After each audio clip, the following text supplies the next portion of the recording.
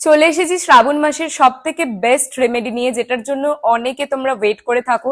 তবে এই রেমেডিটা কিন্তু বেসিক্যালি আনম্যারিড ছেলে এবং মেয়েদের জন্য, যাদের বিয়েতে অনেক অবস্টাকেলস আসছে বা যারা চাইছো এবার বিয়ে করে নিতে, অবস্টাকেলস গুলো দূর হয়ে যাক, মনের মতো লাইফ পার্টনারের সঙ্গে বিয়ে করতে চাইছো, তাদের জন্য কিন্তু বেসিক্যালি আজকের রেমেডিটা। আর এই রেমেডিটা তোমাদের ফলো করে নিতে হবে 27শে জুলাই হরিয়ালি তিজের দিনে।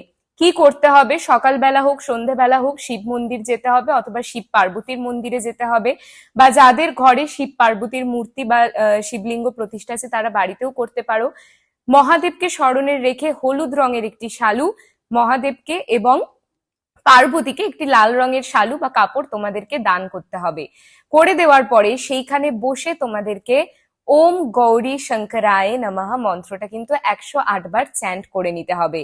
চ্যান্ট করে নেওয়া হয়ে গেলে পুজো দেওয়া ওই কাপড়গুলো বাড়িতে এনে টাইট করে একটা গাঁট বেঁধে সেটাকে তোমাদের জামা কাপড়ের ভেতরে, ওয়ার্ড্রবে বা আলনায় নর্থ ইস্ট ডিরেকশনে কিন্তু রেখে দিতে হবে। এটা করলে কি হবে, যত অবস্টাকেলস গুলো ক্রিয়েট হচ্ছে তোমাদের ম্যারেজের জায়গায়, বা ডিলে হচ্ছে, বা মনের মতো লাইফ পার্টনার পাচ্ছ না, সেগুলো দেখবে আস্তে আস্তে ক্লিয়ার হয়ে যাওয়া কিন্তু স্টার্ট হচ্ছে, যাই প্রবলেম থাকুক। কাজে রিলটা সেভ করো, শেয়ার করো, আর রেগুলার এরকম টিপসের জন্য আমাকে ফলো করতে একদম ভুলবে না।